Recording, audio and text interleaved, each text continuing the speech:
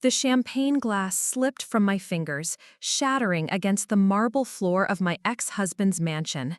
Tiny fragments scattered like the pieces of my heart as I stared at the graduation invitation in my trembling hand. Yale University. My son Marcus had made it. 18 years of sacrifice, of working 3 jobs, of choosing between groceries and his tutoring sessions, and he'd finally made it to the Ivy League. Before we jump back in, tell us where you're tuning in from, and if this story touches you, make sure you're subscribed, because tomorrow I've saved something extra special for you. But it wasn't joy that made my hands shake. It was the phone call I just received from my former mother-in-law, Victoria Ashford, her voice dripping with the same disdain she'd wielded like a weapon since the divorce 5 years ago. Elena, darling, we need to discuss Marcus's graduation arrangements. The family has decided it would be best if you didn't attend. We can't have you embarrassing us in front of the Bradfords and the Sinclair family. You understand, don't you? Your situation might raise uncomfortable questions. My situation, as if being a single mother who'd rebuilt her life from nothing was something shameful? As if the woman who'd given up her law career to raise their precious grandson while their son gallivanted across Europe with his secretary wasn't worthy of witnessing her own child's greatest achievement? The line had gone dead before I could respond, leaving me standing in the ruins of my small apartment, surrounded by the evidence of a life lived in shadows while they basked in borrowed glory. The morning after that phone call, I sat at my kitchen table, staring at the invitation that had arrived 3 weeks earlier. Marcus had hand-delivered it himself, his eyes bright with pride, and something else I couldn't quite name. Guilt, maybe? Or fear? Mom, you're coming, right? It's at 2 in the afternoon, and they're having this reception afterward at the faculty club. Dad said the whole family will be there. He'd paused, fidgeting with the edge of the heavy cardstock. Grandmother Victoria is flying in from Martha's Vineyard, and Uncle Charles is bringing the twins. I'd hugged him then, breathing in the scent of his cologne, the same one I'd saved for months to buy him for his 18th birthday. Of course I'll be there, sweetheart. I wouldn't miss it for the world. But the world, it seemed, had other plans. The Ashford family had always treated me like an inconvenient stain on their pristine reputation. When I'd married their golden boy, Jonathan, fresh out of Harvard Law, they'd made it clear that a scholarship girl from Queens would never truly belong in their world of country clubs and charity galas. But I'd tried. God, how I'd tried. I'd given up my dreams of becoming a prosecutor to play the perfect wife, hosting dinner parties for Jonathan's colleagues, volunteering for the right charities, wearing the right clothes bought with money we couldn't afford. I'd smiled through the subtle insults, the way Victoria would introduce me as Jonathan's wife from, where was it again, dear? Queens. The way Charles would pat me on the head like a pet when I dared voice an opinion about politics or business. When Marcus was born, I thought things might change. Surely a grandchild would soften their hearts, would make me more than just an outsider they tolerated. Instead, they saw him as their chance to mold another generation in their image, while slowly but systematically pushing me to the margins. The breaking point had come 5 years ago when I'd discovered Jonathan's affair. Not his first, as I'd learned from the private investigator I'd finally hired. The man I'd sacrificed everything for had been systematically destroying our marriage while I'd played the devoted wife, raising our son and maintaining the facade of perfection his family demanded. During the divorce proceedings, the Ashfords had closed ranks. Victoria had testified as a character witness for her son, painting me as an unstable mother who'd driven Jonathan to seek comfort elsewhere. They'd fought for custody, claiming I was unfit, that my emotional instability and lack of proper resources made me unsuitable to raise a child of Marcus's caliber and potential. I'd won joint custody by the skin of my teeth, but at a cost that had left me financially devastated and emotionally scarred. The settlement had been minimal, Jonathan's expensive lawyers having hidden most of his assets in trusts and offshore accounts that I couldn't touch. I'd walked away with my son half the time, a small apartment in a neighborhood that made Victoria wrinkle her nose, and the knowledge that I'd have to rebuild my entire life from scratch. The years that followed had been a blur of 18-hour days, working as a paralegal during the week and waitressing on weekends, all while trying to be present for Marcus during my custody periods. I'd watched from the sidelines as the Ashfords showered him with expensive gifts, exclusive summer camps, and connections that opened doors I couldn't even find, let alone walk through. When Marcus expressed interest in Yale, I'd been the one to drive him to test prep sessions at 6 in the morning before work. I'd been the one to proofread his essays at midnight after double shifts, my eyes burning with exhaustion, but my heart swelling with pride at his brilliant words. I'd been the one to hold him when the stress of applications and the pressure from his father's family became too much. But when acceptance letters started arriving, it was Jonathan's address that received the congratulations, Jonathan's achievements that were celebrated in the society pages. The narrative had been carefully crafted. Successful businessman's son follows in family footsteps, legacy admission to prestigious university, bright future assured by good breeding and better connections. My contribution had been erased as efficiently as my name had been removed from the family photos that hung in Victoria's drawing room. Now, 3 weeks before Marcus's graduation, they'd made their intentions crystal clear. I was an embarrassment, a reminder of their son's poor judgment, a stain on their carefully curated image. My presence at the ceremony would raise questions they weren't prepared to answer. How would they explain the woman in the off-the-rack dress standing next to their Italian suits and designer handbags? How would they introduce the paralegal mother to their friends from the yacht club? The answer was simple. They wouldn't. They'd found a way to celebrate their grandson's achievement while pretending I'd never existed. I'd spent that first night after Victoria's call pacing my small apartment, anger and hurt warring in my chest. Part of me wanted to show up anyway, to claim my seat and dare them to make a scene. Part of me wanted to call Marcus and tell him everything, to force him to choose sides in a war I'd been fighting alone for 5 years. But as dawn broke over the city, painting my walls in shades of gold and pink, I realized I had a third option. I could disappear, but not in the way they expected. I could become invisible on my terms, and in doing so, make my absence so profound, but it would echo louder than my presence ever could. The plan began to take shape as I sat at my kitchen table, nursing my third cup of coffee and staring at Marcus's graduation invitation. They wanted me gone? Fine, but they would remember exactly what they'd lost. I started with my own family, the people who'd loved and supported me long before I'd ever met Jonathan Ashford. My sister Carmen lived in Portland now, running a successful graphic design business. My brother Miguel had just been promoted to detective with the Chicago PD. My parents, retired but still vibrant, split their time between Miami and their hometown in Puerto Rico. None of them had been invited to Marcus's graduation, of course. The Ashfords had made it clear years ago that my unfortunate background wasn't something they wanted to highlight. My family's achievements, their love, their genuine pride in Marcus, none of that mattered in the world of old money and older prejudices. But it mattered to me.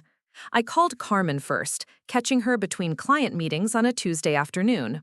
"Elena, is everything okay? You sound strange." I took a deep breath. "Carmen, I need to tell you about Marcus's graduation, and I need to ask you something." I told her everything. The phone call from Victoria, the years of systematic exclusion, the way they'd painted me as an embarrassment while claiming credit for the son I'd raised largely on my own. Carmen listened in silence, her breathing growing heavier with each detail. Those pretentious, classist pieces of... She caught herself, remembering she was at work. "Elena, you know what this is, right? This is them trying to erase you completely. They want Marcus to themselves, and they're willing to break your heart to get him." "I know," I said quietly, "but I have an idea. Remember when you won that design award last year? The one that got written up in all those magazines? The International Design Excellence Award? Yeah, what about it?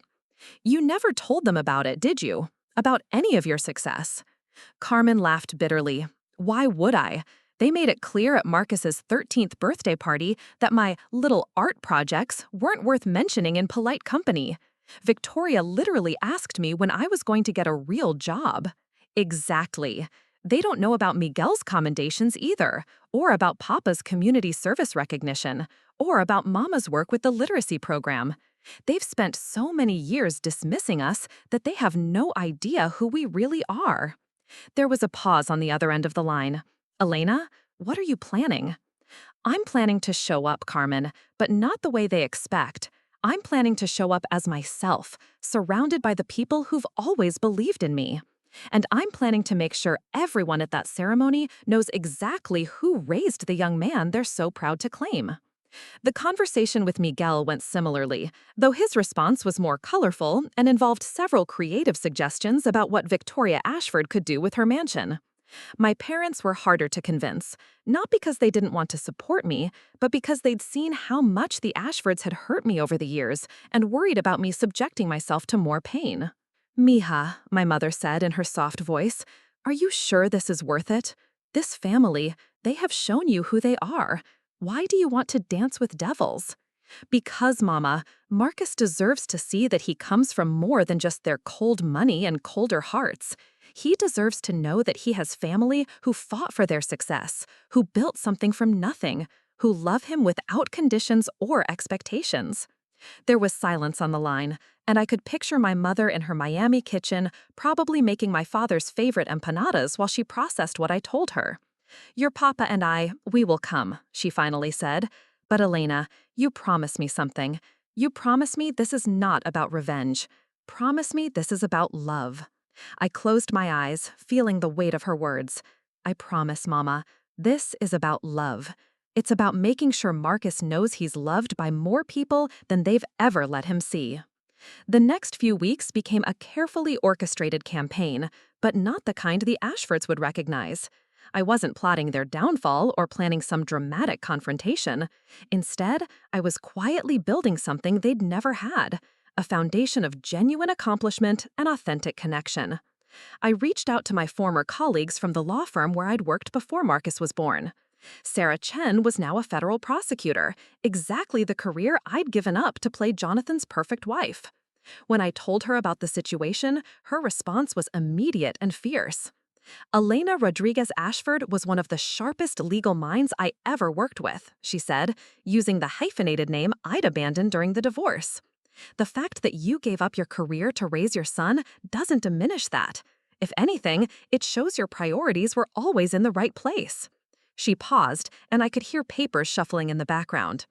You know, I've been looking for someone to join my team as a senior paralegal, someone with the kind of analytical skills and attention to detail that law school trains you for.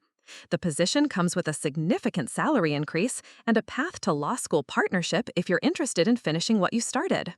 The job offer was unexpected, but it was the validation that came with it that nearly brought me to tears.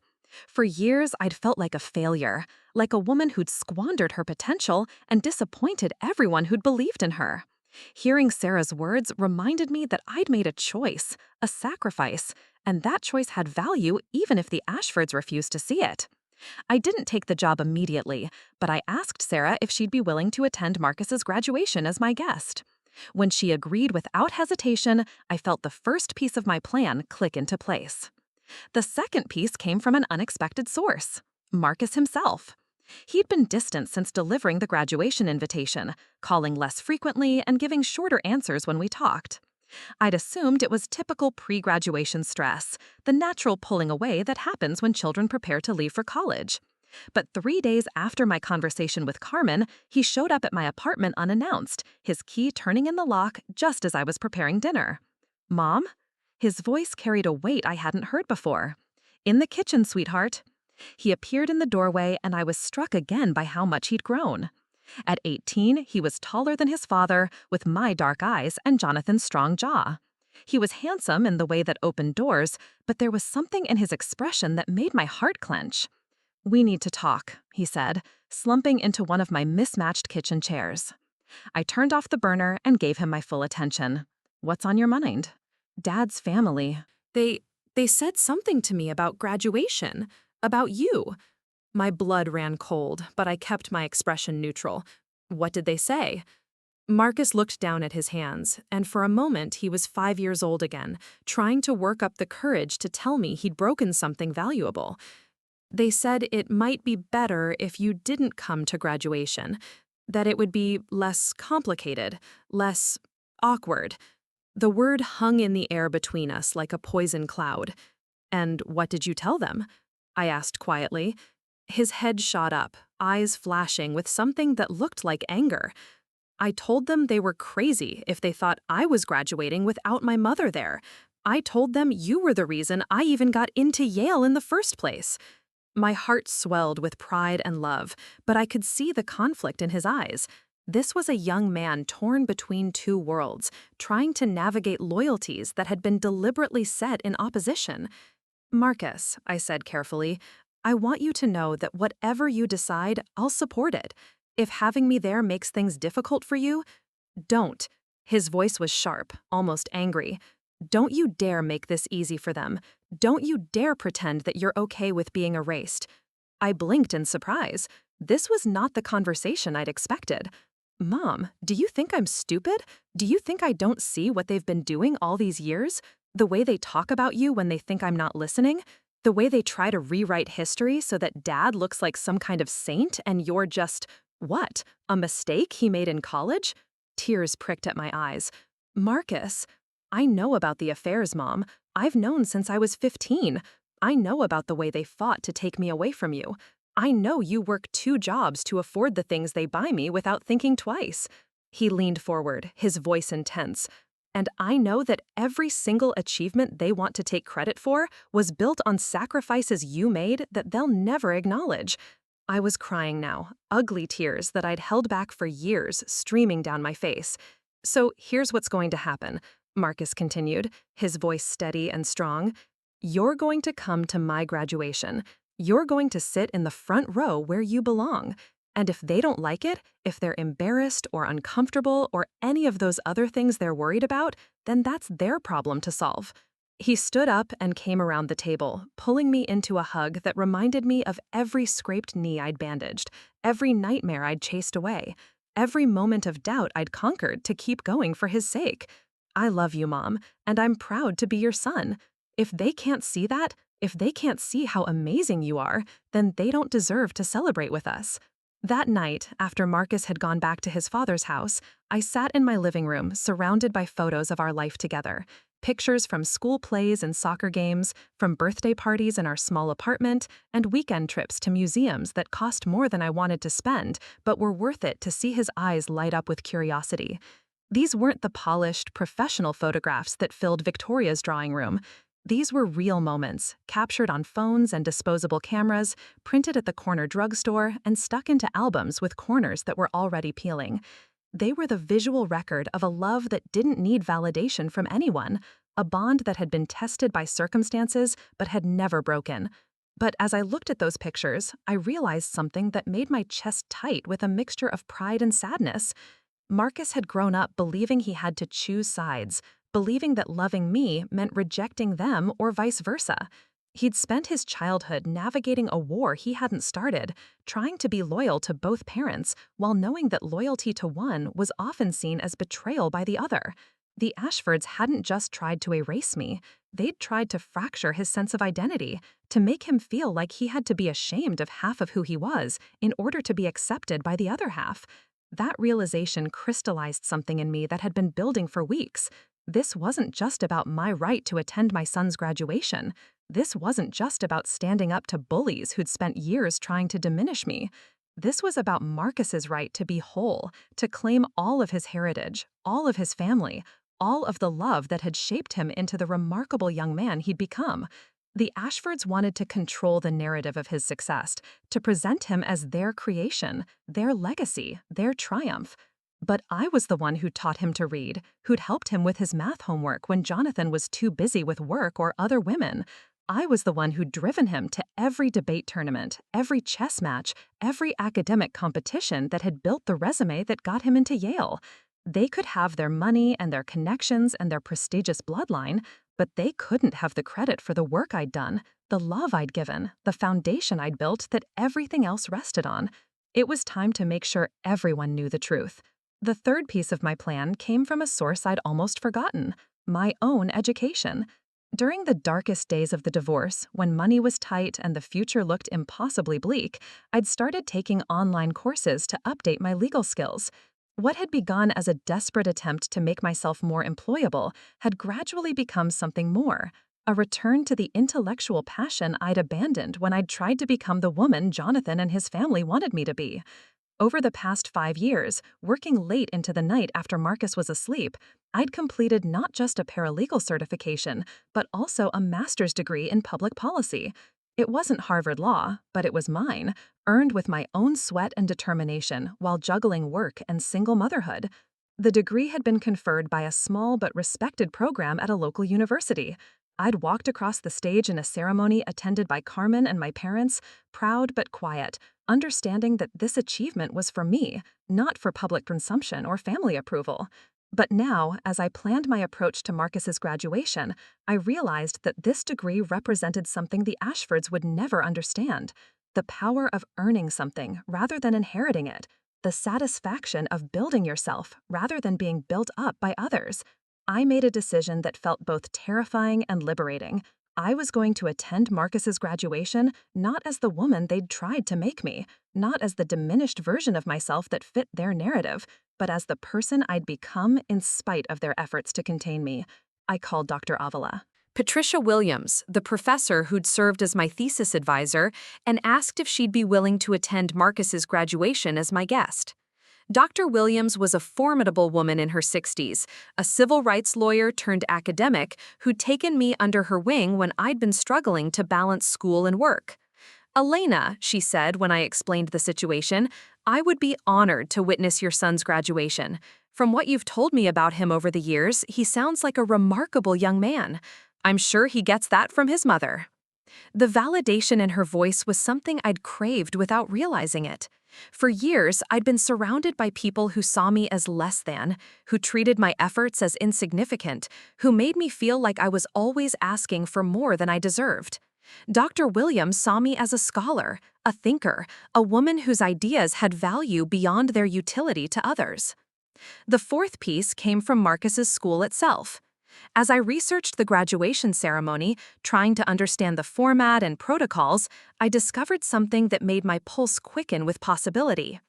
Each graduating senior had been asked to submit the name of someone who'd been particularly influential in their academic journey, someone who'd provided guidance, support, or inspiration that had contributed to their success. These names were compiled into a special recognition program that was read during the ceremony, acknowledging the teachers, mentors, and family members who'd helped shape the graduating class. Marcus had submitted my name. The realization hit me like a physical blow. While his father's family had been planning to exclude me from the ceremony, Marcus had already ensured that I would be acknowledged, that my contribution to his success would be recognized publicly, that my name would be called in front of everyone they'd tried to hide me from. I called the registrar's office to confirm the details, and the woman I spoke with was warm and encouraging. "Mrs. Rodriguez, your son wrote a beautiful tribute when he submitted your name. He talked about the sacrifices you'd made to support his education, the way you'd encouraged his love of learning, and the example you'd set through your own pursuit of knowledge. It was one of the most moving submissions we received." As she spoke, I felt something I hadn't experienced in years: pure, uncomplicated pride. Not pride mixed with guilt or self-doubt or the fear that I wasn't doing enough, but simple recognition that I'd done something worthwhile, something that mattered, something that would be acknowledged by people who understood its value. The final piece of my plan crystallized the night before the ceremony. I was laying out the outfit I'd chosen, a navy blue dress that I'd bought for my own graduation ceremony, simple but elegant, professional but not ostentatious. It was the kind of dress that said I belonged without trying too hard to prove it. My phone rang, and Jonathan's name appeared on the screen. I almost didn't answer, but something made me pick up. "Elena." His voice was tight, formal. "We need to discuss tomorrow."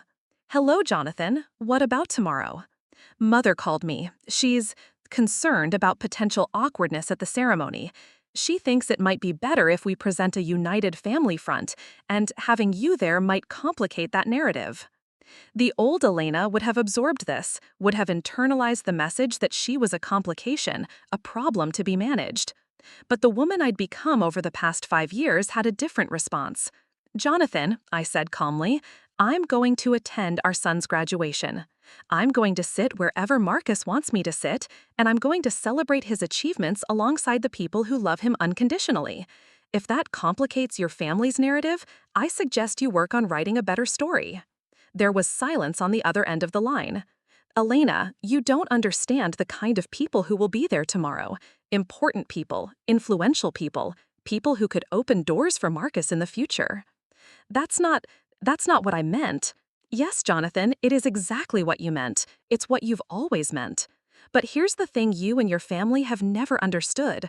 Marcus doesn't need your friends to open doors for him. He's smart enough and strong enough to kick down his own doors. I made sure of that.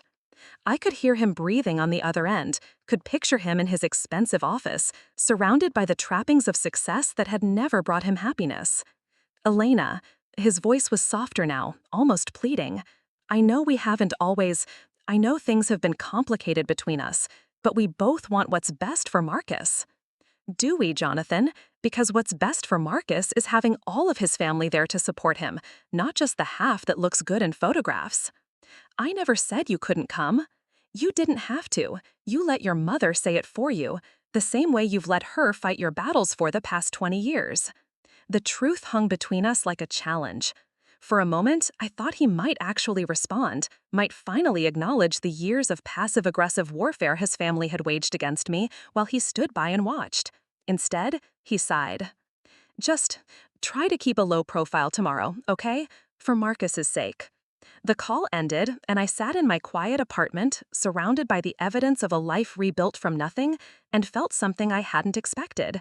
Pity for the man I'd once loved enough for. Jonathan Asheville was 43 years old, heir to a fortune built by previous generations, surrounded by people who catered to his every whim, and he was still asking other people to fight his battles for him. He'd never had to build anything himself, never had to earn respect rather than inherit it, never had to discover what he was capable of when stripped of all advantages. He thought I was the one who should feel diminished by comparison. As I prepared for bed that night, I realized that tomorrow wasn't really about proving anything to the Ashfords. They would see what they chose to see, believe what served their purposes, and continue living in the insulated world of their own making. Tomorrow was about Marcus seeing her mother stand up for herself with dignity and grace. Preparing and narrating this story took us a lot of time, so if you are enjoying it, subscribe to our channel. It means a lot to us. Now back to the story. Tomorrow was about showing him that love doesn't require permission from others to express itself, that family is about choice and commitment, not just blood in shared bank accounts. Tomorrow was about stepping into the light they'd tried to keep me from, not because I needed their validation, but because I'd finally remembered that I'd never needed it at all. The morning of graduation dawned bright and clear, the kind of May Day that makes even the most cynical person believe in new beginnings. I woke before my alarm, feeling a calm I hadn't experienced in weeks. Today was the day I'd been preparing for, not just since Victoria's phone call, but for the past 5 years of rebuilding my life. I took my time getting ready, savoring each small ritual. A long shower, careful makeup, hair pulled back in a sleek bun that looked professional but not severe. The navy dress fit perfectly, and as I looked at myself in the mirror, I saw not the woman who'd been dismissed and diminished, but the woman who'd survived and thrived despite their efforts to contain her. My family arrived at 9, filling my small apartment with warmth and energy that had been missing for too long. Carmen looked stunning in a tailored blazer, her designer skills evident in every detail of her appearance. Miguel wore his dress uniform, his commendations catching the light as he moved. My parents were elegant in the way that comes from years of dignity earned through hard work and genuine accomplishment. "Mija," my mother said, taking my hands in hers, "you look beautiful, but more than that, you look strong." "I feel strong, Mama." Carmen was adjusting her earrings in my hallway mirror when she paused and looked at me seriously. "Elena, are you sure you're ready for this? These people, they're not going to play fair. They're going to try to make you feel small." I smiled at my sister, this brilliant woman who'd built an international design firm from a laptop in her college dorm room, who'd been dismissed as an artist with little projects by people who'd never created anything more meaningful than trust fund paperwork. "Let them try," I said. I know who I am now. More importantly, I know who they are. Dr. Williams arrived precisely at 10, her silver hair gleaming in the morning sun, her presence commanding in the way that comes from decades of fighting battles worth winning. She embraced me warmly, then stepped back to look at me with the same appraising gaze she'd used when reviewing my thesis.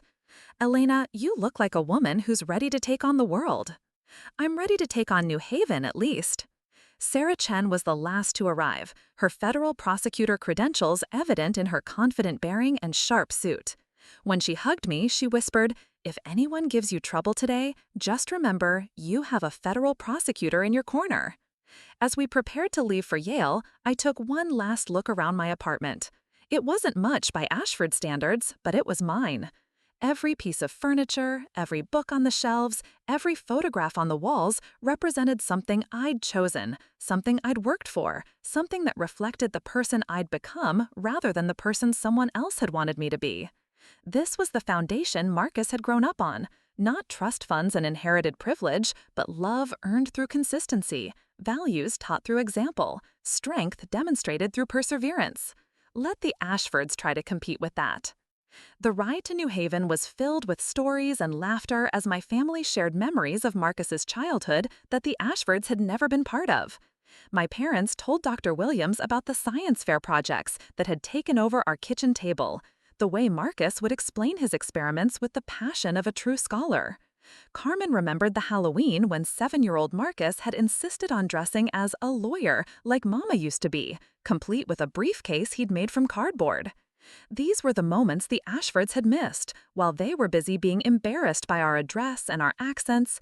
These were the building blocks of character they'd never understood because they'd never had to build anything themselves. As we entered New Haven, I felt my pulse quicken. Somewhere in this historic city, Marcus was preparing for his graduation, probably surrounded by the Ashford clan and their careful instructions about how to behave, what to say, how to present himself to their important friends. But he'd already made his choice. He'd submitted my name for recognition, he'd insisted I be there, he'd chosen to claim all of his heritage instead of just the prestigious half. Whatever happened today, I was proud of the man I'd raised. Yale University's campus stretched before us like a Gothic dream, all stone towers and ivy-covered walls that whispered of centuries of privilege and tradition. As our car pulled into the visitor parking area, I could see families streaming toward the graduation venue, their designer clothes and confident bearing marking them as members of the same exclusive world that had tried so hard to exclude me. But today, I wasn't the intimidated young woman who'd once tried desperately to fit into their mold. Today, I walked across the ancient stones with my head high, surrounded by people who'd earned their place in the world through merit rather than inheritance, who'd built their success from the ground up rather than simply maintaining what others had created for them. Dr. Williams walked beside me, her academic robes draped over her arm, preparing to join the faculty procession. As a visiting distinguished professor, she'd been invited to participate in the ceremony, lending even more weight to our presence. Carmen and Miguel flanked my parents, their own achievements evident in their bearing and the respect they commanded from everyone they encountered. Sarah Chen had driven separately and would meet us at the ceremony, but her presence alone had already sent ripples through the legal community. Word traveled fast in elite circles, and by now, several people would know that Elena Rodriguez had friends in very high places. As we approached the registration area, I spotted the first familiar face from my past life. Margaret Sinclair, one of Victoria's oldest friends and a woman who'd perfected the art of the backhanded compliment. She was directing her family toward the VIP seating area when her gaze landed on our group.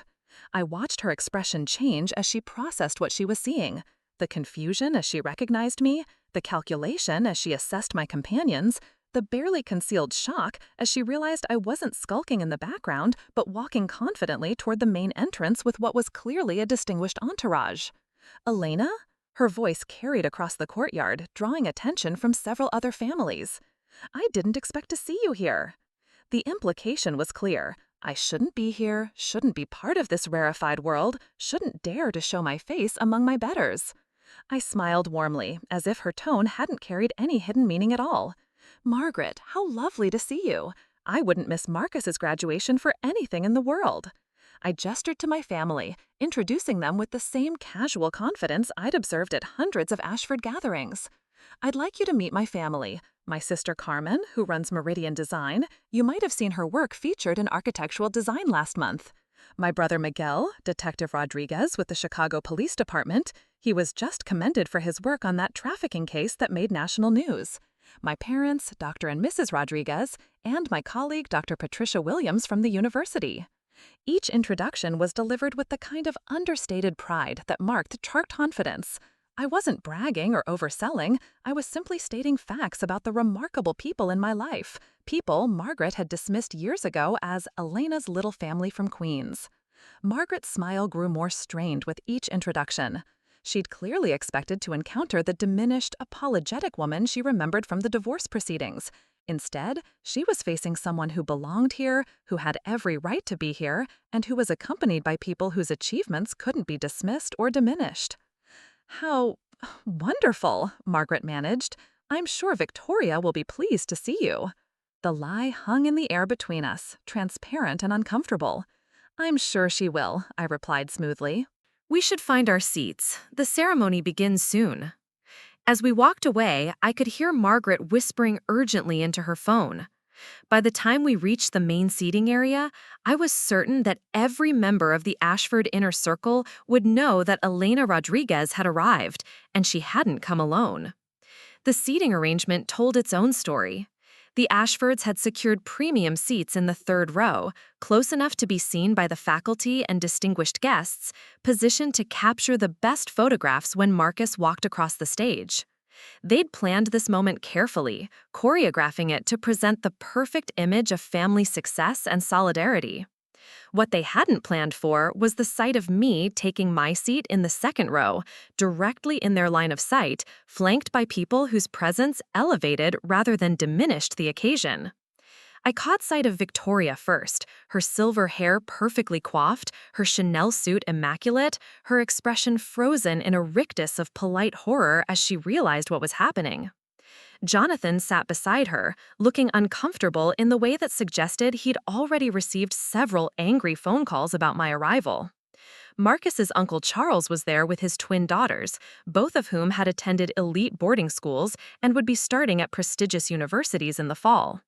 His wife Patricia wore pearls that probably cost more than my annual salary, and his expression suggested he was calculating how to minimize the damage of this unexpected development. But it was Marcus himself who captured my attention completely.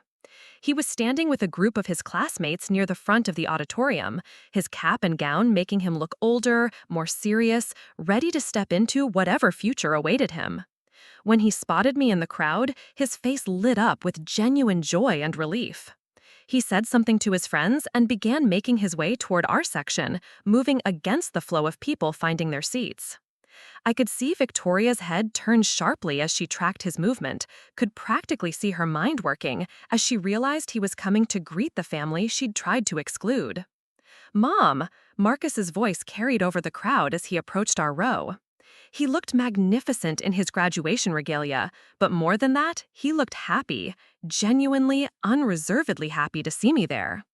I stood to embrace him, feeling the solid warmth of his hug, breathing in the moment I'd dreamed of for 18 years. "I'm so proud of you, sweetheart." "I can't believe you brought everyone," he said, stepping back to look at the assembled group. "Abuela, abuelo, you came all the way from Miami." My parents beamed as he hugged them, speaking to them in the rapid-fire Spanish that the Ashfords had always discouraged him from using in their presence. This was Marcus as I knew him, comfortable in his own skin, claiming all aspects of his heritage without apology or shame. Carmen and Miguel received their own enthusiastic greetings, and I watched with satisfaction as other families nearby took note of the warm, genuine affection on display. This wasn't a dutiful acknowledgement of relatives. This was a young man celebrating with people he genuinely loved and respected. When Marcus turned to Dr. Williams, his demeanor shifted to one of respectful interest. "Dr. Williams, Mom has told me so much about your work. I actually read your paper on constitutional law and civil rights enforcement for my senior thesis." Dr. Williams smiled, clearly impressed. Your mother speaks of you constantly, young man. I understand you'll be studying political science at Yale. Have you considered law school? Actually, yes. Mom always said I had the mind for it, and after seeing what she accomplished in her program, I think it might be the right path for me. The conversation continued for several more minutes, with Marcus displaying the kind of intellectual curiosity and respectful engagement. I could see people around us taking note, could see the Ashford family watching from their seats with expressions that ranged from confusion to barely controlled anger. This wasn't the script they'd written for today. In their version, Marcus would have been surrounded only by their approved family members, presenting the image of a privileged young man stepping seamlessly into his inherited position in society. Instead, he was showcasing a different kind of family entirely, one built on love and mutual respect rather than obligation and social positioning. I should get back to my section, Marcus finally said, glancing toward where his classmates were assembling. But Mom, I'm so glad you're here, all of you. This wouldn't mean anything without my real family present. He hugged me one more time, whispering in my ear, "Don't let them make you feel like you don't belong here. You belong here more than anyone." As he walked away, I felt the eyes of dozens of people on our group. Some were curious, some impressed, some calculating how this unexpected development might affect their own social positioning. But all of them were paying attention, and that was exactly what I'd hoped for. The processional began 20 minutes later, with faculty members filing in wearing their colorful academic robes, followed by university administrators and distinguished guests. Dr. Williams looked magnificent in her doctoral hood, her presence lending gravitas to the entire ceremony. When she took her place on the stage with the other honored faculty, I felt a surge of pride that had nothing to do with my own achievements and everything to do with the remarkable woman who'd chosen to stand with me today. The dean's opening remarks focused on the achievements of the graduating class, their potential to change the world, their responsibility to use their education in service of something greater than themselves. Standard graduation fare, but delivered with the kind of gravitas that comes from speaking at one of the world's most prestigious universities. Today, we celebrate not just academic achievement, Dean Morrison continued, but the foundation of support that makes such achievement possible. Behind every graduate stands a network of family, friends, mentors, and supporters who have contributed to their success. In a few moments, we'll take time to acknowledge some of those special people, as nominated by our graduates themselves. My heart began to beat faster. This was the moment Marcus had arranged, the public recognition that would make it impossible for the Ashfords to pretend I hadn't been central to his success. The first few recognitions were standard fare. A teacher who'd inspired a love of literature, a coach who'd pushed an athlete to excel, a grandmother who'd provided unconditional support through difficult times. Each name was called with dignity and respect, each person acknowledged for their contribution to the success being celebrated today. Then I heard the dean's voice change slightly, taking on a warmer tone that suggested the next recognition was something special. Our next acknowledgement comes from Marcus Ashford, who writes, "I would like to recognize my mother, Elena Rodriguez, who sacrificed her own law career to raise me, who worked multiple jobs to ensure I had every educational opportunity, who taught me that true success comes from integrity and hard work rather than inherited privilege. She showed me that strength isn't about never falling down, it's about getting back up every time and helping others do the same. Every achievement in my life is built on the foundation she created, often at great personal cost. She is the reason I'm standing here today, and I am proud to be her son." The auditorium fell silent for a moment as the weight of Marcus's words settled over the crowd. This wasn't a polite acknowledgement of parental support. It was a declaration of values, a statement about what kind of success mattered, a public recognition of sacrifice that couldn't be measured in dollars or social connections. Then the applause began, starting scattered but growing stronger as more people joined in. I could see faculty members nodding approvingly, could see other parents looking at me with new interest and respect. This was the kind of story that resonated with people who understood what it meant to build something from nothing, to achieve through effort rather than inheritance. As the applause continued, I caught sight of the Ashford family's reaction. Victoria's face was a mask of controlled fury, her lips pressed together so tightly they disappeared completely. Jonathan looked like he wanted to sink through the floor, while Charles was clearly calculating how much damage control would be required after today. But it was Marcus himself who commanded my attention. He was standing with his classmates, his face glowing with pride and defiance, refusing to look ashamed or apologetic for the words he'd chosen. This was his moment of truth, his public declaration that he knew exactly where his success had come from, and he wasn't going to let anyone rewrite that history. Dr. Williams caught my eye from the faculty platform and nodded slightly, a gesture of respect and solidarity that wasn't lost on the people around us. Carmen squeezed my hand, tears streaming down her face, while my parents beamed with the kind of pride that couldn't be purchased or inherited. Elena Rodriguez, I whispered to myself, testing the sound of my name in this rarefied space. It belonged here. I belonged here. Not because anyone had given me permission, but because I'd earned the right, through 18 years of unwavering dedication to the young man who was about to receive his diploma. The ceremony continued with the presentation of degrees, but the energy in the room had shifted. People were looking at our section with new interest, trying to piece together the story they'd just heard. I could see conversations happening in hushed tones, could see people pointing discreetly in our direction. When Marcus's name was finally called and he walked across the stage to receive his diploma, the moment felt like the culmination of everything we'd worked for together. This wasn't just his achievement, it was our achievement, the result of countless hours of homework help and college preparation, of sacrifices made and dreams deferred, of love that had never wavered, even when everything else fell apart. As he shook the dean's hand and posed for the official photograph, Marcus looked directly at our section and smiled. Not at the Ashford family with their prominent seats and expensive clothes, but at us, at the people who'd believed in him when belief was all we had to offer. The reception following the ceremony was held in one of Yale's historic courtyards, with cocktails and canopies served under white tents decorated with university colors. This was the part of the day I'd been most nervous about, the unstructured social time where the Ashfords would have the opportunity to work the crowd, to control conversations, to potentially isolate me or make me feel unwelcome. Instead, I found myself at the center of attention in ways I hadn't anticipated. Dr. Williams had introduced me to several faculty members as one of the most promising graduate students I've had the privilege to mentor, and word of my academic achievements had spread quickly through the crowd.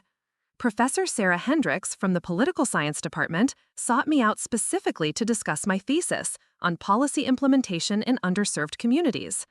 "Your son mentioned your research during his senior seminar," she said, sipping her wine as we stood near one of the flowering trees that dotted the courtyard.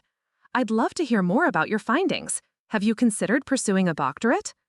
The conversation that followed was intellectually stimulating, in a way I'd missed desperately during the years when my identity had been reduced to Marcus's mother or Jonathan's ex-wife.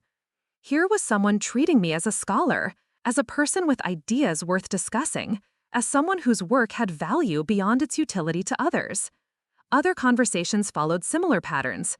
Sarah Chen had arrived and was holding court near the Champagne station, discussing recent federal cases with a group that included 2 sitting judges and a former state attorney general.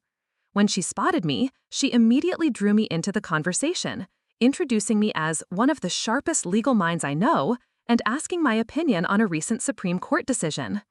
Carmen was deep in conversation with the wife of a prominent alumnus about sustainable design practices, while Miguel had attracted a small crowd with his stories about community policing initiatives that had received national recognition. My parents, meanwhile, were charming everyone they met with their warmth and genuine interest in other people's stories. We weren't just present at this reception, we were contributing to it, elevating it, making it more interesting and more meaningful than it would have been without us. The contrast with the Ashford family couldn't have been more stark. They stood in their own circle near the main tent, looking increasingly isolated as the reception progressed. People who would normally have gravitated toward them were instead drawn to the more dynamic conversations happening around our group. Victoria made several attempts to regain control of the social dynamics, approaching various clusters of people and trying to redirect conversations toward more familiar territory. But her efforts felt forced and artificial compared to the genuine connections being formed elsewhere. It was Margaret Sinclair who finally attempted a direct confrontation, approaching me as I stood with Dr. Williams and Professor Hendricks. "Elena, dear," she said in the syrupy tone that had always preceded her most vicious observations, "I must say, you've certainly assembled quite a group today." The pause before assembled was deliberate, designed to suggest that my family and friends were somehow artificial or inappropriate for the occasion.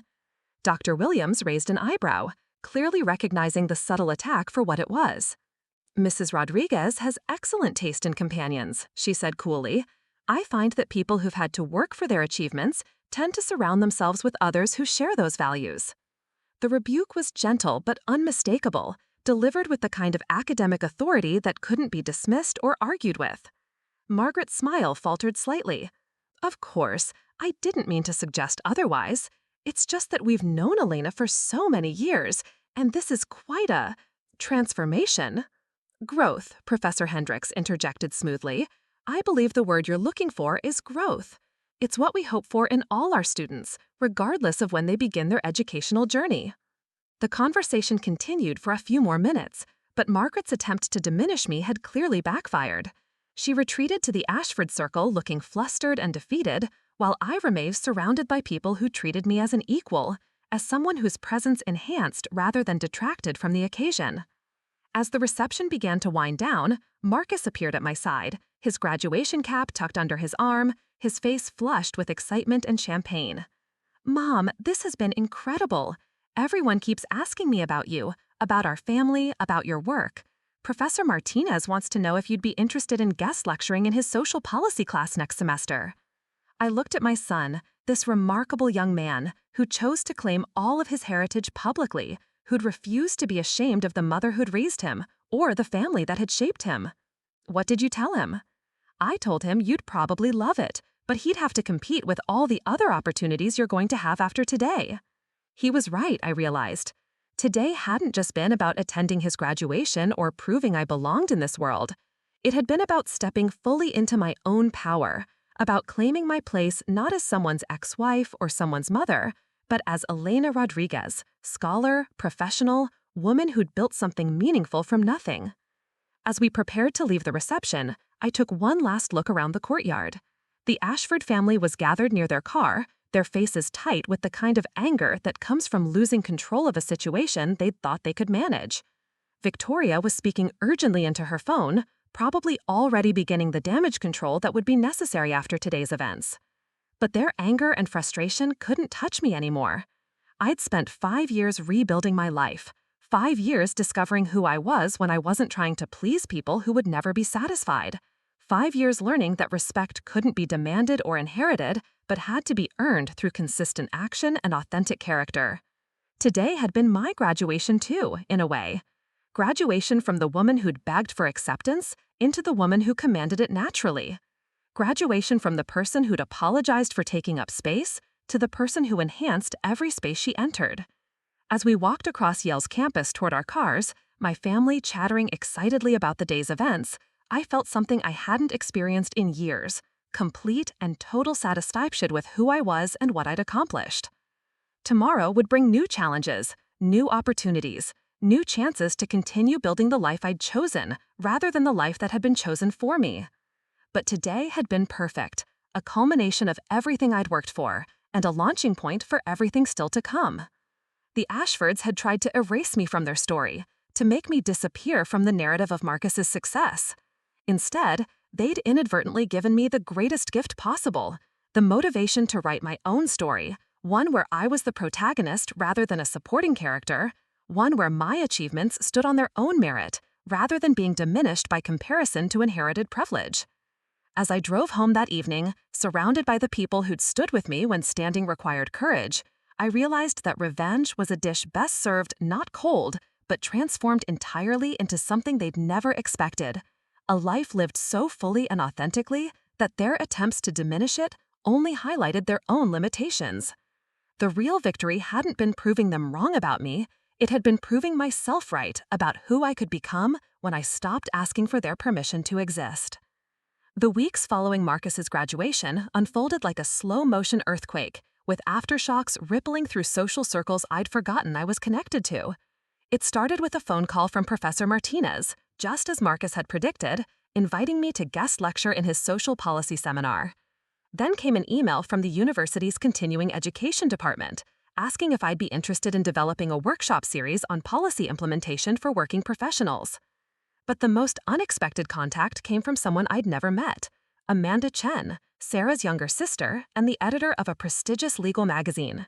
She'd heard about my research through Sarah and wanted to know if I'd consider writing an article about the intersection of family law and economic policy, particularly how divorce proceedings affect women's long-term financial stability and career prospects. It's exactly the kind of perspective we need more of in legal discourse, Amanda explained during our phone conversation. Academic rigor combined with real-world experience. Your story isn't just personal, it's systemic, and the legal community needs to hear it. I found myself saying yes to opportunities I would never have imagined possible just months earlier.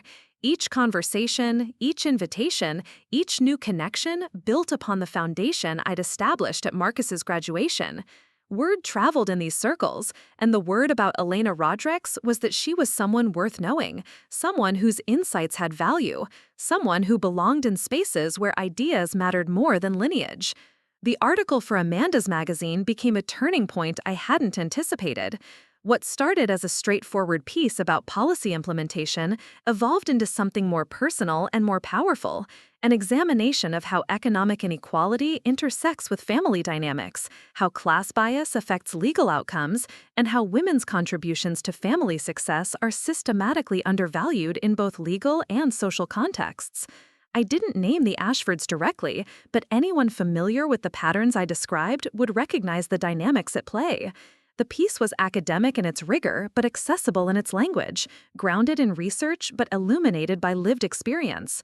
When it was published 3 months after graduation, it generated more response than Amanda had expected.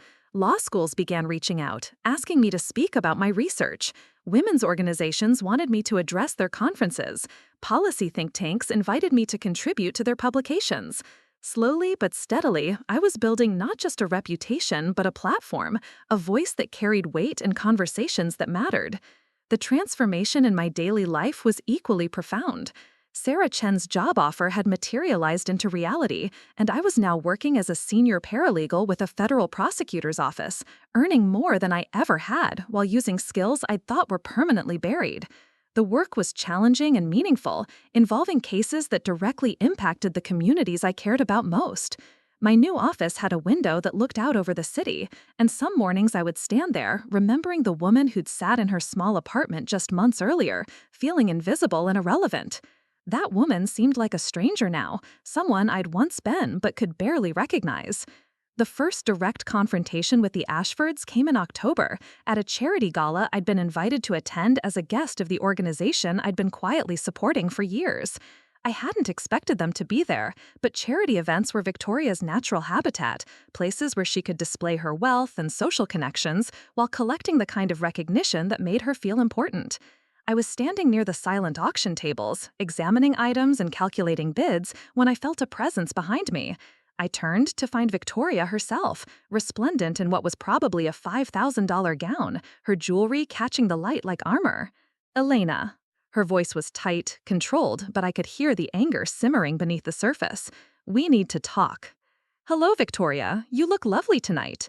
The compliment clearly wasn't what she'd expected, and for a moment she seemed thrown off balance. She'd come prepared for a confrontation, but I wasn't giving her anything to push against. What you did at Marcus's graduation was unconscionable, she said, her voice low but fierce, turning our family celebration into some kind of political statement, embarrassing us in front of people who matter. And now this magazine article, this public airing of private family business, it's beneath contempt. I studied her face, seeing the fear beneath the fury. This was a woman who'd built her identity around controlling narratives, around maintaining appearances, around ensuring that her version of events was the only one that mattered. My refusal to disappear, my insistence on claiming my own story, threatened the very foundation of how she understood herself and her family's place in the world. Victoria, I said gently, I've never written anything that wasn't true. I've never said anything publicly that wasn't factual.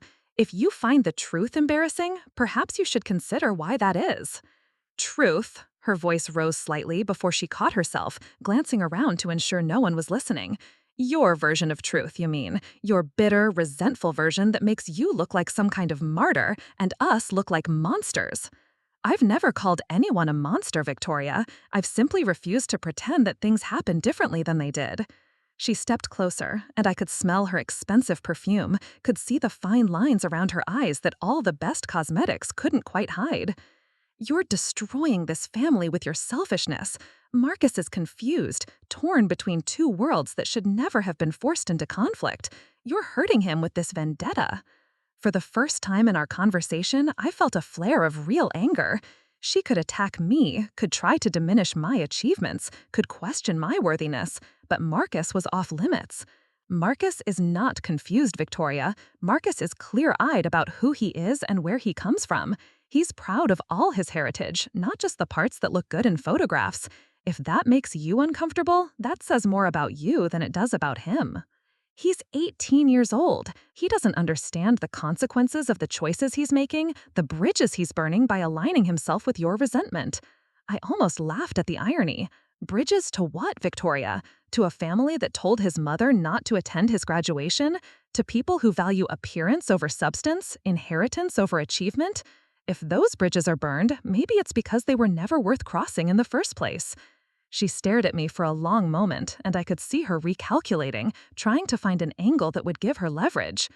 You know, Elena, for all your talk about truth and authenticity, you're not so different from us after all. You're using Marcus just as much as you claim we are, using his success to elevate yourself, to gain access to circles you could never enter on your own merit. The accusation stung because it contained just enough partial truth to feel sharp. My opportunities had multiplied after Marcus's graduation, after the public recognition of my role in his success. But the implication that I was exploiting him, that my love for him was somehow calculated or conditional, crossed a line that I wouldn't allow to remain unchallenged. The difference, Victoria, is that I want Marcus to succeed for his own sake, not for what his success reflects on me. I want him to be happy and fulfilled and authentic, not to fit into some predetermined mold that serves my ego. I've spent 18 years putting his needs before my own, and I'll continue doing that for the rest of my life. Can you say the same? She opened her mouth to respond, but whatever she'd planned to say was interrupted by a voice behind her. Mrs. Ashford? Elena? We both turned to see Marcus approaching, elegant in his formal attire, his face bright with the kind of social energy that came naturally to him. He kissed Victoria's cheek dutifully, then turned to embrace me with genuine warmth. "I didn't know you'd both be here tonight," he said, and I could hear the careful neutrality in his voice.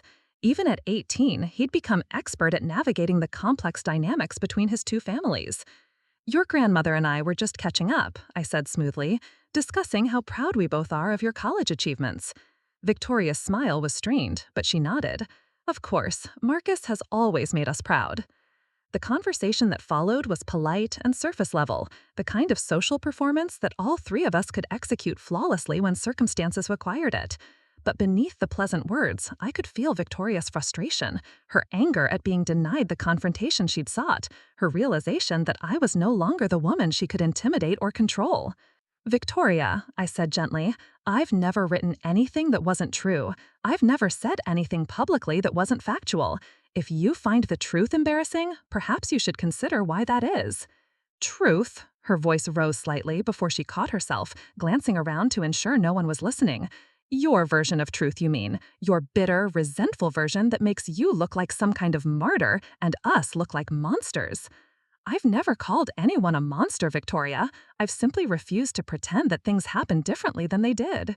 She stepped closer, and I could smell her expensive perfume, could see the fine lines around her eyes that all the best cosmetics couldn't quite hide. "You're destroying this family with your selfishness. Marcus is confused, torn between two worlds that should never have been forced into conflict. You're hurting him with this vendetta." For the first time in our conversation, I felt a flare of real anger. She could attack me, could try to diminish my achievements, could question my worthiness, but Marcus was off limits. Marcus is not confused, Victoria. Marcus is clear-eyed about who he is and where he comes from. He's proud of all his heritage, not just the parts that look good in photographs. If that makes you uncomfortable, that says more about you than it does about him. He's 18 years old. He doesn't understand the consequences of the choices he's making, the bridges he's burning by aligning himself with your resentment. I almost laughed at the irony. Bridges to what, Victoria? To a family that told his mother not to attend his graduation? To people who value appearance over substance, inheritance over achievement? If those bridges are burned, maybe it's because they were never worth crossing in the first place. She stared at me for a long moment, and I could see her recalculating, trying to find an angle that would give her leverage. You know, Elena, for all your talk about truth and authenticity, you're not so different from us after all. You're using Marcus just as much as you claim we are, using his success to elevate yourself, to gain access to circles you could never enter on your own merit. The accusation stung because it contained just enough partial truth to feel sharp. My opportunities had multiplied after Marcus's graduation, after the public recognition of my role in his success. But the implication that I was exploiting him, that my love for him was somehow calculated or conditional, crossed a line that I wouldn't allow to remain unchallenged. The difference, Victoria, is that I want Marcus to succeed for his own sake, not for what his success reflects on me. I want him to be happy and fulfilled and authentic, not to fit into some predetermined mold that serves my ego. I've spent 18 years putting his needs before my own, and I'll continue doing that for the rest of my life. Can you say the same? She opened her mouth to respond, but whatever she'd planned to say was interrupted by a voice behind her. Mrs. Ashford? Elena? We both turned to see Marcus approaching, elegant in his formal attire. When Marcus was called away by friends, Victoria and I were left facing each other once more. But the moment had passed, the energy had shifted, and whatever power she'd thought she could wield over me had dissipated in the face of my refusal to engage on her terms. "This isn't over, Elena," she said quietly. "No, Victoria, it is over. It's been over for months. You just haven't realized it yet." As she walked away, her posture stiff with barely contained fury, I felt something I hadn't expected: pity. This was a woman whose entire sense of self depended on maintaining control over narratives she had no real power to control. She'd built her identity around being better than, more important than, more worthy than people like me. But I was no longer asking for her approval or acceptance, and that left her with no weapons to use against me. The evening continued around us, full of conversations about art and politics and social causes that mattered to people who had the resources to make a difference. I found myself engaged in discussions about criminal justice reform with a federal judge, about educational equity with the head of a major foundation, about the intersection of law and social policy with academics whose work I'd been reading for years. These weren't people who cared about my address or my background or whether my dress came from a department store or a designer boutique. They cared about ideas, about competence, about the ability to contribute meaningfully to conversations that had real-world impact.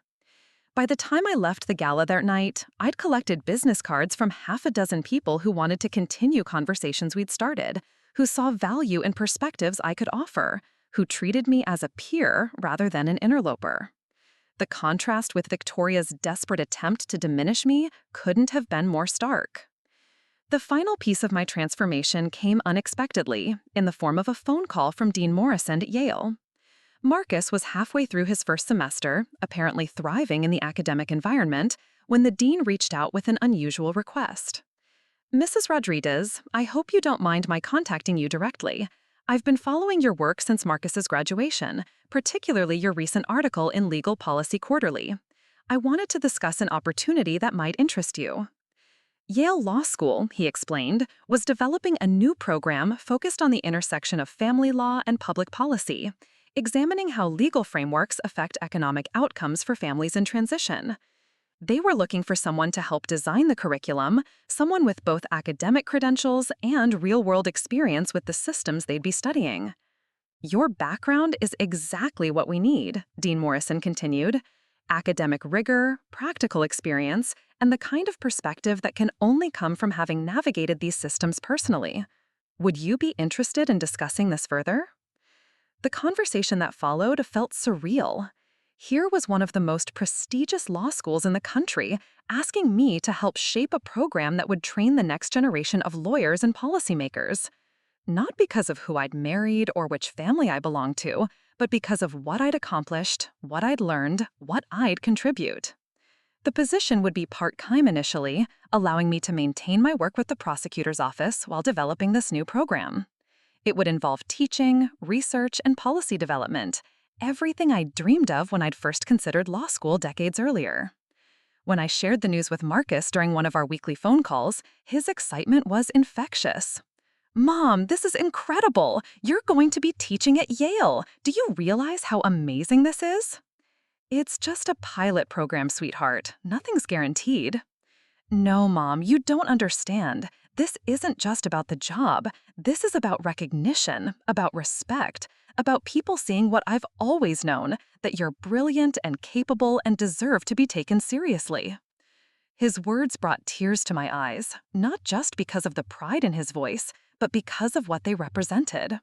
For years, I'd worried that my struggles, my failures, my inability to fit into his father's world had somehow diminished me in his eyes. Instead, he'd seen strength where I'd seen weakness, determination where I'd seen stubbornness, courage where I'd seen desperation. The phone call from Jonathan came 2 days after my conversation with Dean Morrison. Word traveled fast in certain circles, and apparently the news of my appointment had reached the Ashford family network. "Elena, we need to talk about this Yale situation." His voice carried the same tone of barely contained frustration I remembered from our marriage, the voice of a man who was used to having his concerns treated as the most important thing in any conversation. "Hello, Jonathan. What about Yale?" "This teaching position, this public platform you're building, it's affecting Marcus, confusing him about his priorities, his future. He's talking about changing his major, about pursuing social work instead of business or law. You're filling his head with ideas about public service that could derail his entire future." I almost laughed at the irony. Here was a man whose own son was succeeding beyond anyone's expectations, and his primary concern was that those successes weren't taking the form he'd predetermined. "Jonathan, Marcus is an adult. He's capable of making his own decisions about his education and his future. If he's interested in public service, maybe that's because he's seen firsthand how meaningful that work can be." "He's 18, Elena. He doesn't understand the real world yet, doesn't understand the importance of financial security, professional networks, the kind of foundations that actually matter in life." "You mean the kind of foundations that come from trust funds and family connections rather than personal achievement?" "Don't be naive. You know how the world works. Idealism doesn't pay bills or open doors or create opportunities.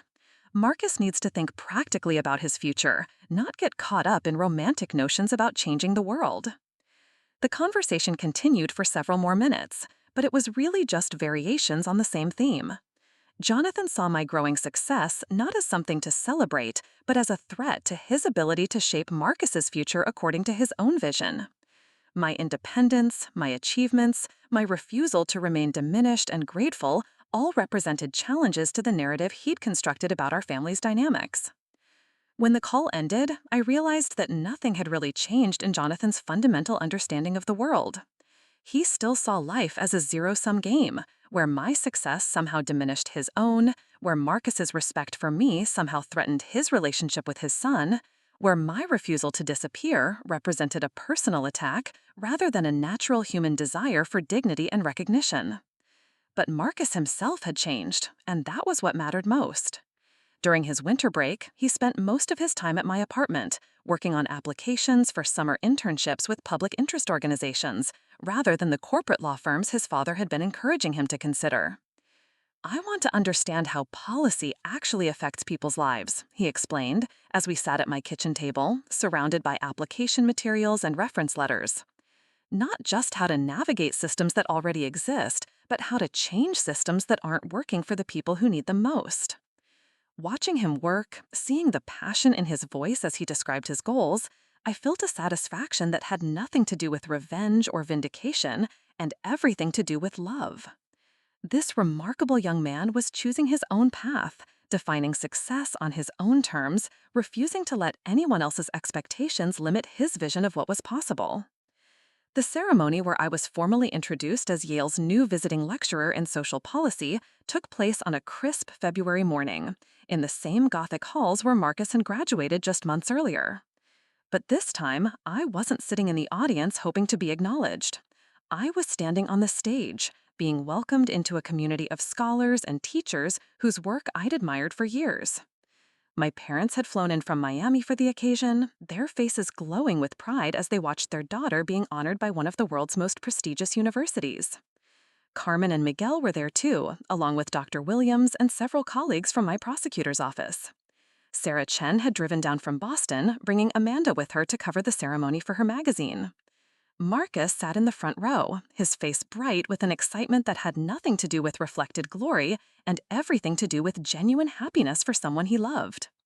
This was his mother's moment, separate from his own achievements, valuable on its own terms. As I stood at the podium to deliver my brief acceptance remarks, I looked out at the audience and saw faces that represented every phase of my journey.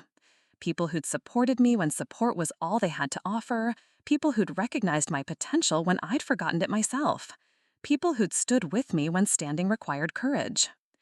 20 years ago, I walked away from a legal career to focus on raising my son. At the time, I thought I was choosing between my professional ambitions and my responsibilities as a mother. What I've learned since then is that there are no such choices, only different timelines for achieving the goals that matter most to us. I spoke about the intersection of personal and professional development, about how life experience could inform academic understanding, about the value of bringing diverse perspectives to traditional institutions. I talked about the importance of creating space for voices that had been marginalized or dismissed, about the way institutions grew stronger when they embraced rather than excluded different approaches to knowledge and achievement. The work we'll be doing in this new program isn't just about understanding policy implementation, I continued. It's about understanding how policy affects real people, real families, real communities. It's about bridging the gap between academic theory and lived experience, between good intentions and effective outcomes. The applause that followed felt different from the polite recognition I'd received at charity galas or professional conferences. This was the sound of a community welcoming someone home, of colleagues expressing genuine excitement about the work we'd be doing together, of students and faculty recognizing the value of perspectives that had been earned rather than inherited. The work we'll be doing in this new program isn't just about understanding policy implementation, I continued. It's about understanding how policy affects real people, real families, real communities. It's about bridging the gap between academic theory and lived experience, between good intentions and effective outcomes. The applause that followed felt different from the polite recognition I'd received at charity galas or professional conferences. This was the sound of a community welcoming someone home, of colleagues expressing genuine excitement about the work we'd be doing together, of students and faculty recognizing the value of perspectives that had been earned rather than inherited. After the ceremony, as I stood in the reception area accepting congratulations and discussing research possibilities with new colleagues, I caught sight of a familiar figure near the back of the crowd. Victoria Ashford stood alone, her expensive coat draped over her arm, her expression unreadable as she watched the celebration unfolding around me. Our eyes met across the crowded room, and for a moment, neither of us moved. Then she began walking toward me, her posture suggesting someone who'd made a difficult decision and was determined to see it through. Elena. Her voice was quieter than I'd ever heard it, stripped of the commanding tone she usually employed. Congratulations on your appointment. Thank you, Victoria. I didn't expect to see you here. She glanced around the room, taking in the scene of my celebration, the evidence of my acceptance into this world she'd once insisted I could never belong to. I wanted to see for myself, she said simply. I wanted to understand what you'd built, what you'd accomplished, what I'd been so afraid of. The admission hung in the air between us, surprising in its honesty. And what do you think now? She was quiet for a long moment, her gaze distant. I think I underestimated you. I think I was so focused on protecting what I thought we had that I couldn't see what we were losing by trying to exclude you. It wasn't an apology exactly, but it was the closest thing to acknowledgement I'd ever received from her. Victoria, I never wanted to take anything away from your family. I just wanted to be recognized for what I'd contributed to it.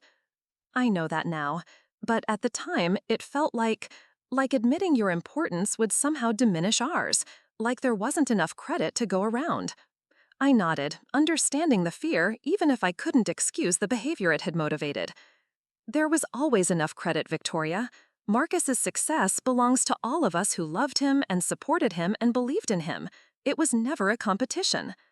We stood in silence for a moment, two women who'd spent years seeing each other as adversaries, finally recognizing the common ground that had always existed between us. Will you consider letting us be part of this? She asked quietly. Part of celebrating your success the way we should have celebrated it all along? The question surprised me with its vulnerability, its implicit recognition that she was now asking for something rather than demanding it. Victoria, you were always welcome to be part of celebrating anything good in my life. The door was never closed on my side. She nodded, tears gathering in her eyes. I'd like to try again, if you'll let me. I'd like to learn how to be Marcus's grandmother and your colleague, I suppose, if that's possible. It wasn't forgiveness exactly, and it wasn't a complete reconciliation, but it was a beginning, a recognition that we could choose to move forward differently than we'd moved forward before. As I drove home that evening, my car filled with flowers from the ceremony and my heart full of satisfaction I'd never imagined possible, I thought about the journey that had brought me to this moment. It had started with a phone call telling me I wasn't welcome at my own son's graduation, and had ended with me being welcomed into one of the most prestigious academic communities in the world. But the real transformation hadn't been about external recognition or professional achievement. It had been about remembering who I was when I wasn't trying to be who someone else wanted me to be, about claiming my own story instead of accepting the supporting role others had written for me, about understanding that respect couldn't be demanded or inherited, but had to be earned through consistent, authentic action. Marcus called as I was getting ready for bed, his voice bright with excitement and pride. Mom, I saw the photos online. You looked incredible up there, like you belonged exactly where you were. I felt like I belonged, sweetheart, for the first time in a very long time.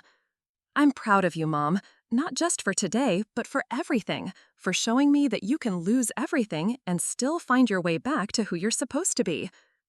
As I hung up the phone and prepared for sleep, I realized that revenge had never really been the point of this journey. The point had been redemption, reclamation, the radical act of the fusing to disappear when disappearing would have been easier for everyone else. The Ashfords had tried to erase me from their story, to make me invisible in the narrative of Marcus's success. Instead, they'd inadvertently given me the greatest gift possible, the motivation to write my own story, one where I was the protagonist rather than a supporting character, one where my achievements stood on their own merit rather than being defined by my relationship to others. Tomorrow would bring new challenges, new opportunities, to continue building the life I'd chosen rather than the life that had been chosen for me. But tonight, I fell asleep as Elena Rodriguez, Yale lecturer, published author, respected professional, beloved mother, and woman who'd learned that sometimes the best revenge is simply refusing to stay small when others need you to be diminished.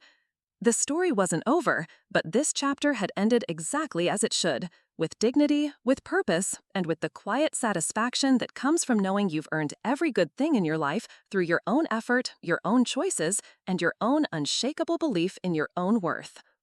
Up next, you've got 2 more standout stories right on your screen. If this one hit the mark, you won't want to pass these up. Just click and check them out.